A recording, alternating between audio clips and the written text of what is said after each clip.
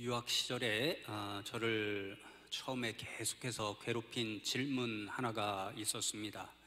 거의 모든 수업에 들어가게 되면 교수님들이 던지는 가장 중요한 질문이 Who are you? 도대체 너는 누구냐라는 정체성에 관한 질문이었습니다. 우리나라에서 공부할 때는 잘 듣지 못하던 질문을 반복해서 듣다 보니까 제 마음에 내가 나에 대해서 알기 위해 이 자리에 왔나? 하나님과 교회를 더 깊게 알기 위해서 유학하러 왔지? 이런 불편한 마음이 들기도 했습니다.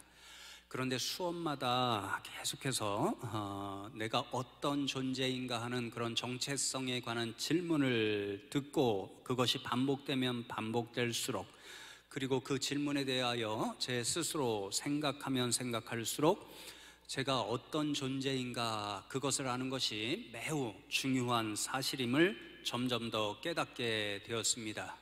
왜냐하면 제가 하나님 앞에 어떤 존재인가를 알아야만 제가 유학을 떠나기 전에 품었던 생각, 하나님과 교회를 위해서 어떤 일을 하면서 살아가는 사람이 될 것인가, 그것을 결단할 수 있기 때문이었습니다. 그래서 정체성에 관한 질문을 던질 때에 하나님을 믿는 사람은 항상 두 가지를 생각할 수밖에 없는데요. 첫 번째로는 나는 하나님과의 관계에서 어떤 존재인가, 어떤 사람인가, 이것을 묻고 생각할 수밖에 없고, 그것에 대한 질문에 답을 얻게 되면 다른 하나는 그렇다면 나는 이런 존재인데 하나님을 위해서 세상 한가운데서 어떻게 살아가야 할 것인가 라는 그런 질문입니다. 저와 여러분이 계속해서 베드로 전서의 말씀을 함께 나누고 있는데요, 재밌는 사실 한 가지는 베드로 전서를 이해할 수 있는 중요한 질문이 바로 이 정체성에 관한 질문에 있다 하는 사실입니다.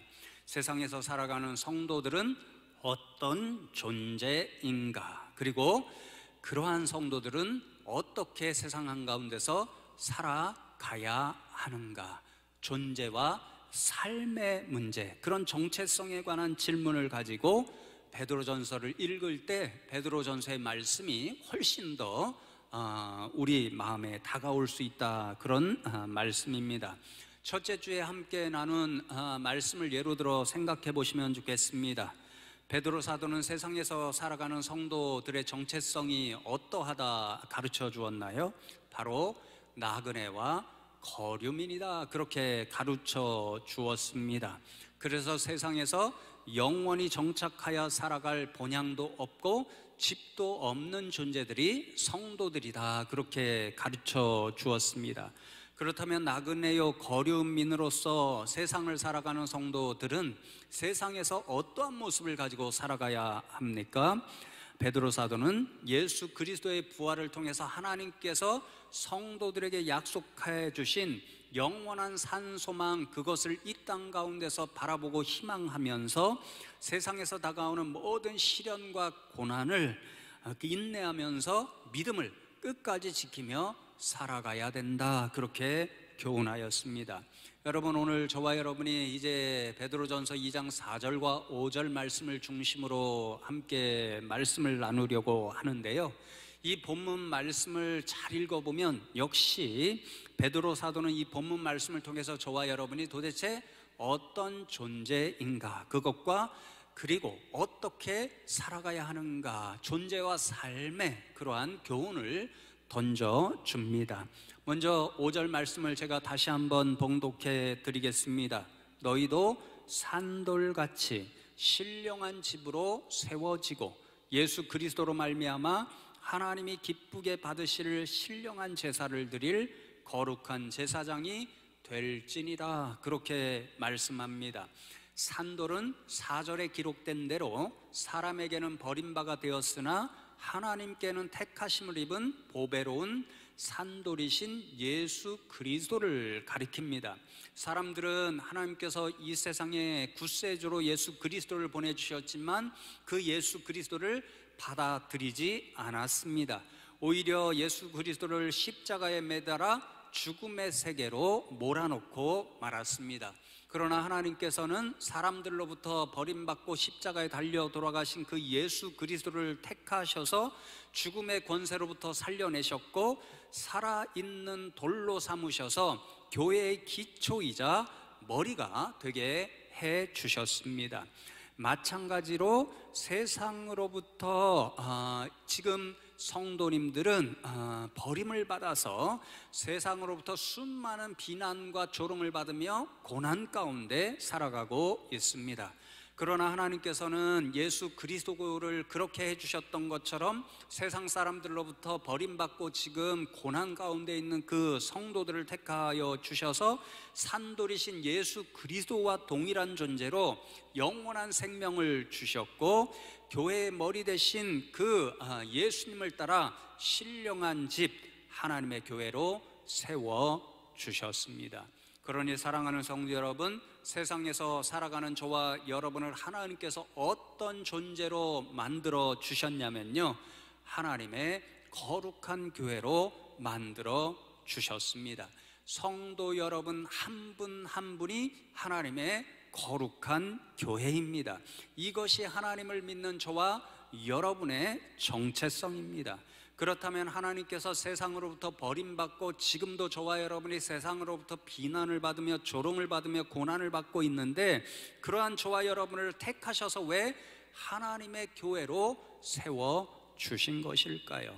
5절 말씀에 보면요, 교회로 삼아주신 이유는 거룩한 제사장으로 삼기 위해서다, 이렇게 말씀해 주십니다.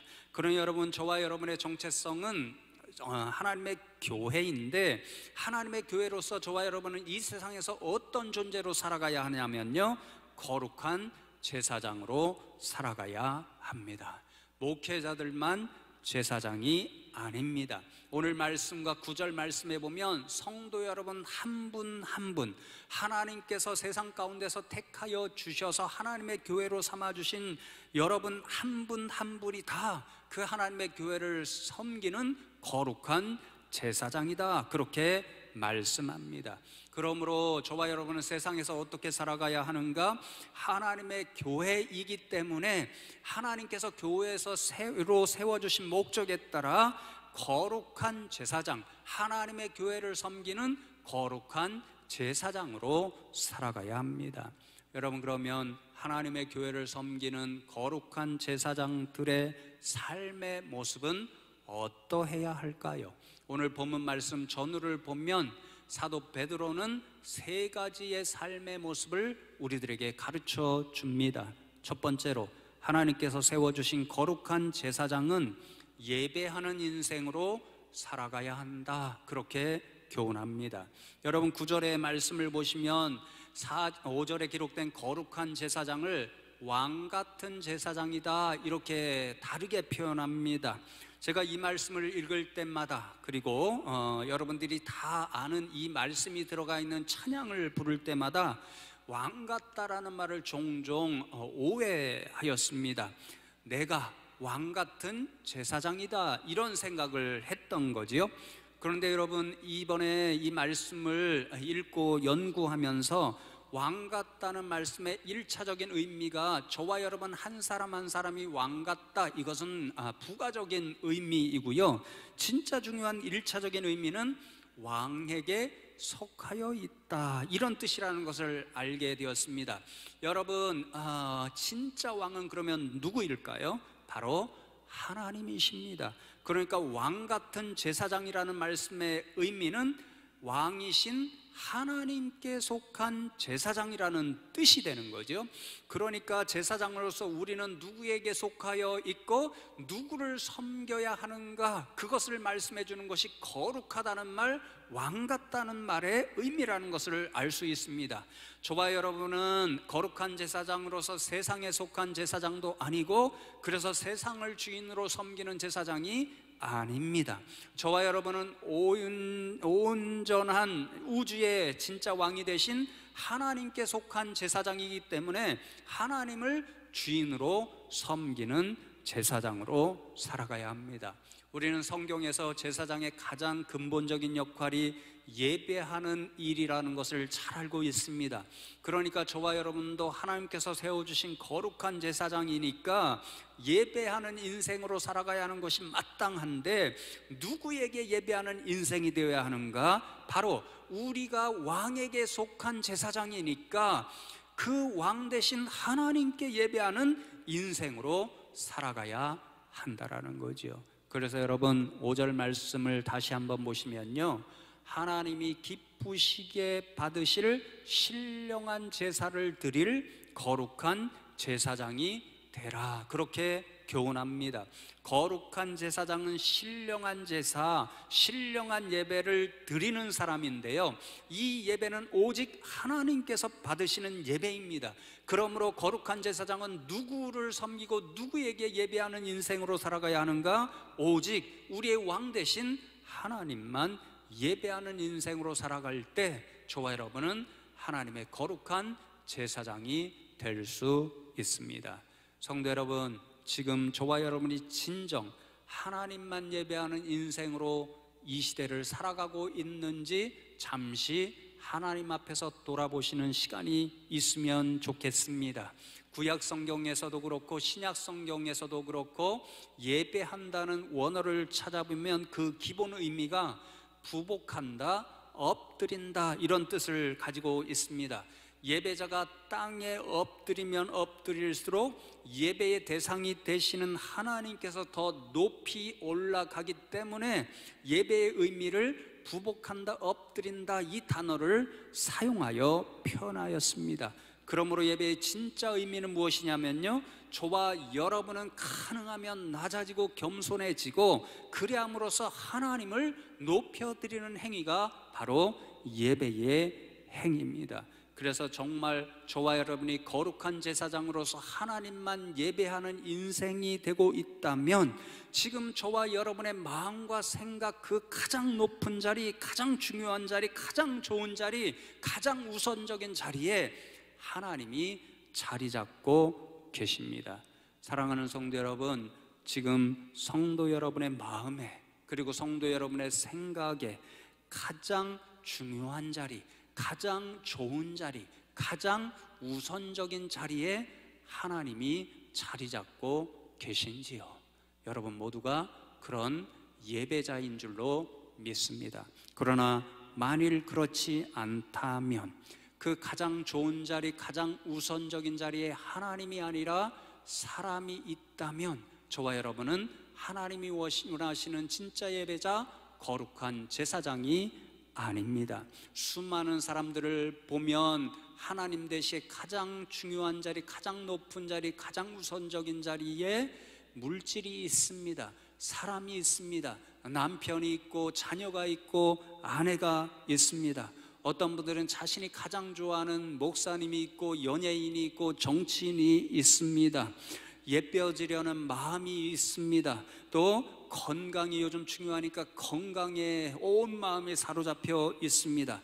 그런 인생이 된다면 그 사람은 진짜 하나님을 예배하는 인생이 아닙니다. 그런 사람은 자신도 모르는 사이에 하나님이 아니라 우상을 예배하는 사람으로 살아가고 있습니다. 그러니 사랑하는 성도 여러분, 거룩한 제사장인 저와 여러분은 오로지 하나님만 예배하는 사람들, 하나님이 저와 여러분의 생각과 마음에 가장 중요하고 우선적인 자리, 그 자리에 차지하고 계시는 그런 참된 예배자로 살아갈 수 있는 저와 여러분 되면 좋겠습니다. 여러분, 두 번째로 거룩한 제사장은 하나님의 말씀에만 전적으로 순종하여 사는 사람들입니다. 다시 5절 말씀을 보시면 하나님이 기쁘시게 받으실 신령한 제사를 드릴 거룩한 제사장이 되라, 그렇게 말씀합니다. 우리가 하나님께 드려야 할 마땅한 예배, 하나님께서 기뻐 받으시는 예배는 신령한 제사, 신령한 예배다, 그렇게 말씀합니다. 신령하다, 이 말씀의 원어를 찾아보니까 푸뉴마티코스 이렇게 되어 있습니다. 푸뉴마가 성령이라는 뜻인데 그것의 형용사형입니다. 그러니까 신령한 예배는요, 성령 하나님께서 친히 간섭하시는 예배, 그래서 성령의 감동으로 가득 채워진 예배, 그것이 신령한 예배이고, 그러한 예배를 드릴 때 하나님께서 기뻐 받으십니다. 여러분, 성령의 감동으로 채워진, 하나님께서 기뻐 받으시는 예배는 어떤 예배일까요? 베드로 사도는 1장 2절의 말씀에서 그 예배가 어떤 예배인가를 우리들에게 이렇게 가르쳐 줍니다. 곧 하나님 아버지의 미리 아심을 따라 성령이 거룩하게 하심으로 순종함과 예수 그리스도의 핏부림을 얻기 위하여 택하심을 받은 자들에게, 이렇게 말씀합니다.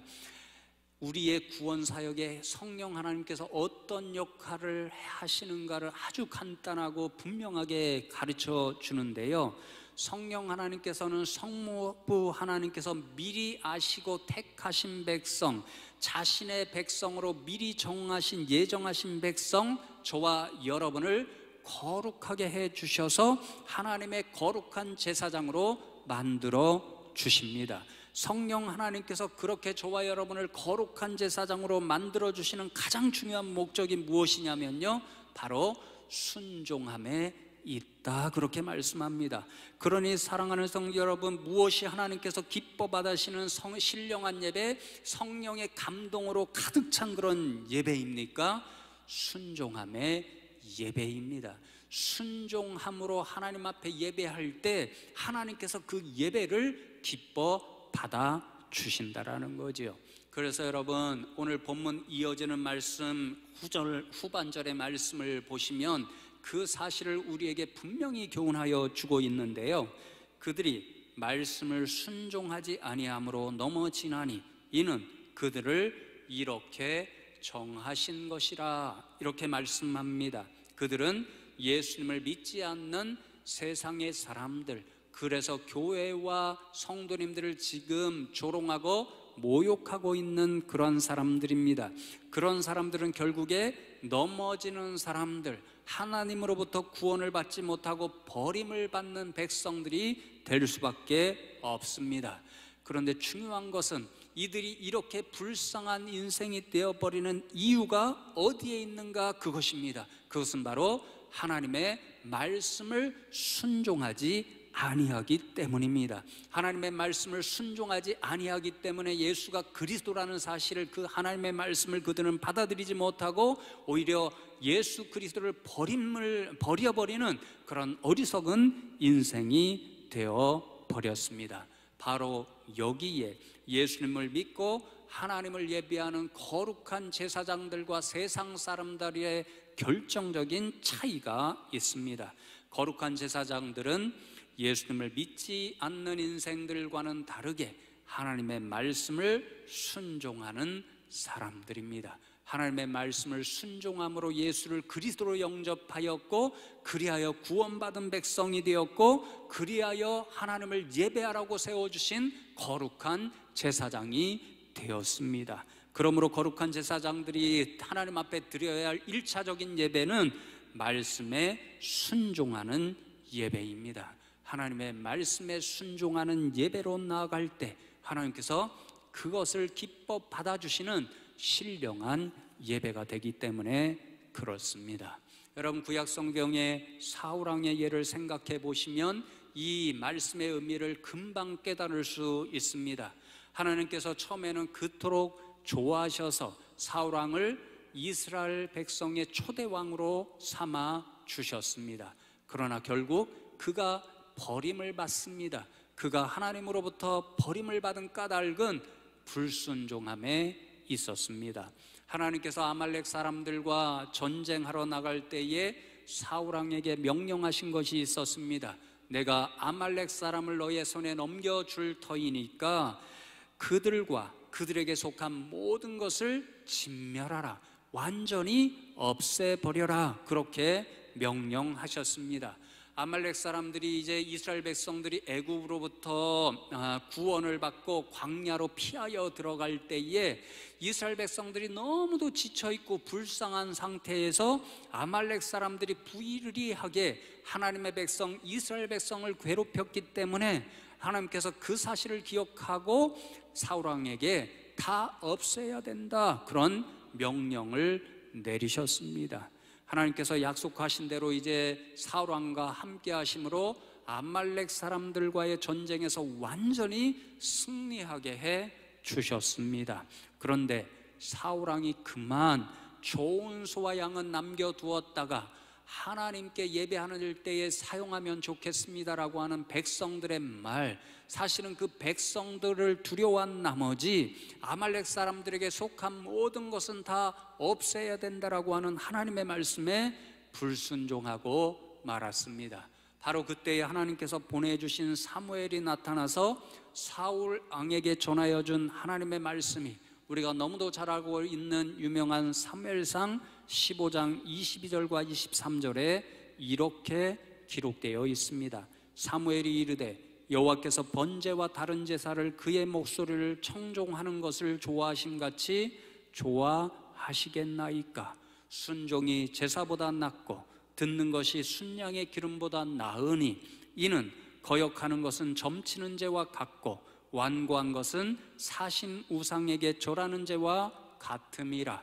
왕이 여호와의 말씀을 버렸으므로 여호와께서도 왕을 버려 왕이 되지 못하게 하셨나이다, 이렇게 말씀합니다.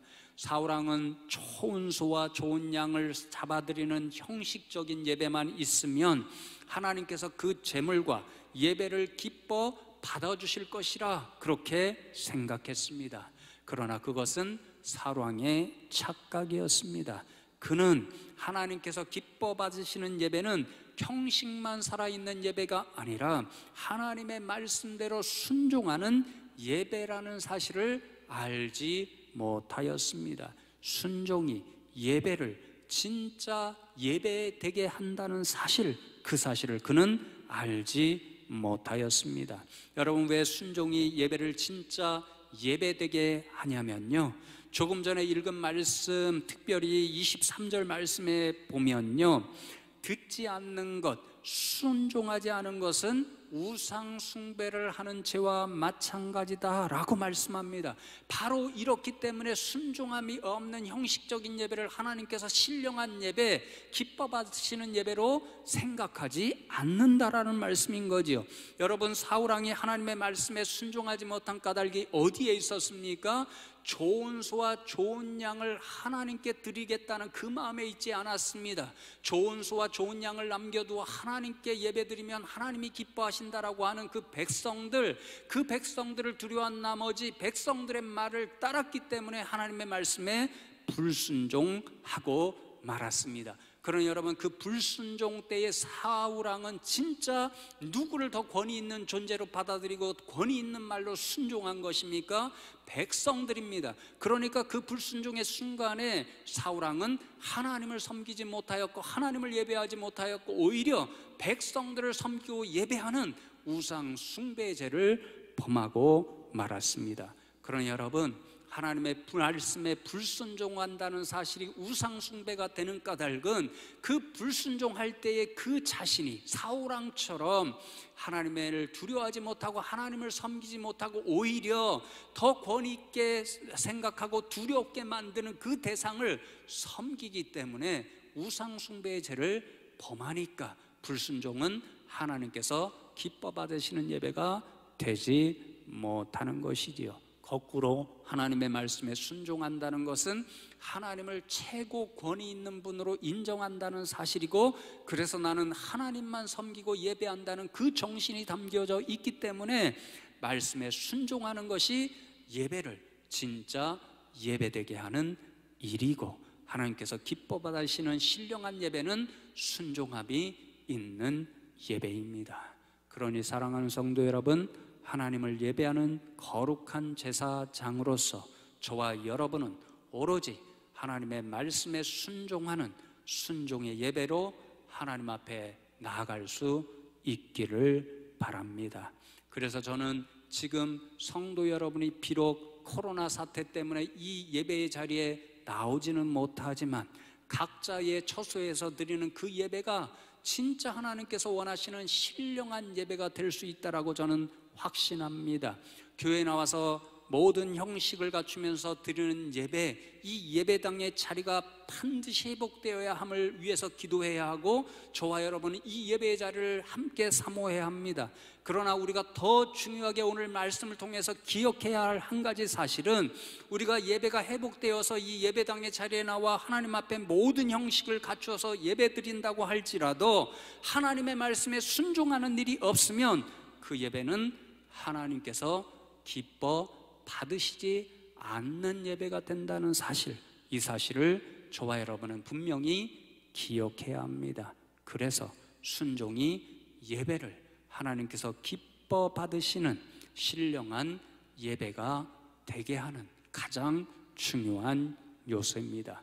그러니 성도 여러분이 각자 지금 처소에서 예배하고 있는 그 자리, 하나님께서 허락하신 세상 한가운데서 살아가는 삶의 그 자리에서 하나님의 말씀에 순종하는 인생들이 되어서 하나님께서 기뻐 받으시는 삶의 예배를 드리는 거룩한 제사장들로 날마다 살아가실 수 있는 저와 여러분 되면 좋겠습니다. 마지막 세 번째로, 거룩한 제사장은 하나님의 덕을 세상에 선포하는 사명을 감당하면서 세상 가운데서 살아가야 합니다. 9절 말씀, 유명한 말씀이죠. 제가 봉독해 드리겠습니다. 그러나 너희는 택하신 족속이요 왕같은 제사장들이요 거룩한 나라요 그의 소유가 된 백성이니 이는 너희를 어두운 데서 불러내어 그의 기이한 빛에 들어가게 하시니에 아름다운 덕을 선포하게 하려 하심이라. 이런 사명을 저와 여러분 거룩한 제사장들에게 하나님이 주셨습니다. 하나님께서 저와 여러분을 세상 가운데서 택하셔서 왕같은 제사장, 거룩한 제사장으로 삼아주실 때 꿈꾸신 그 비전과 목적이 있다는 말씀이죠. 하나님의 아름다운 덕을 세상에 선포하며 살도록 하시기 위한 목적, 그 목적 때문에 저와 여러분을 택하셔서 거룩한 제사장으로 삼아 주셨습니다. 여러분, 우리말 성경에는 아름다운 덕이다 이렇게 번역이 되어 있는데요, 제가 말씀을 연구하면서 원어를 살펴보니까 아름다운이라는 형용사가 원어에는 없습니다. 그냥 덕으로 되어 있습니다. 헬라어로 덕이라는 말, 아레테라는 말은 우리가 흔히 생각하는 도덕적으로나 인격적으로 뛰어나다 이런 뜻이 아닙니다. 이 헬라어의 덕이라고 하는 말, 아레테라는 말은요, 헬라어의 아가토스, 성경에 수없이 기록된, 그리고 다음 주에 나눌 말씀 선하다라고 하는 말과 아주 밀접한 관계를 가지고 있습니다. 제가 여러분에게 여러 차례 말씀드렸죠. 선하다 이 말은요, 도덕적인 의미가 아니라 아주 일차적이고 기본적인 의미는 남을 이롭게 한다, 유익되게 한다, 그런 뜻을 가지고 있습니다. 여러분, 덕이라고 하는 것은요, 그렇게 사람들에게 선한 것, 가장 유익한 것, 이익이 되는 것, 그것을 남들에게 베풀어 줄 수 있는 능력, 이것을 아레테, 덕이라고 합니다. 그래서 여러분, 어떤 성경에 보니까 이 9절 말씀에 아름다운 덕을 어떻게 번역해 놓았냐면요, 능력, 하나님의 능력 혹은 하나님의 업적, 이렇게 번역해 놓았는데 헬라어 의미를 아주 적절하게 생각해서 번역해 놓은 찰된 번역입니다. 하나님께서 저와 여러분을 거룩한 제사장으로 삼아주신 것 까닭이 하나님의 덕, 하나님의 능력과 업적을 선포하라고 그렇게 거룩한 제사장으로 삼아 주셨다라는 거죠.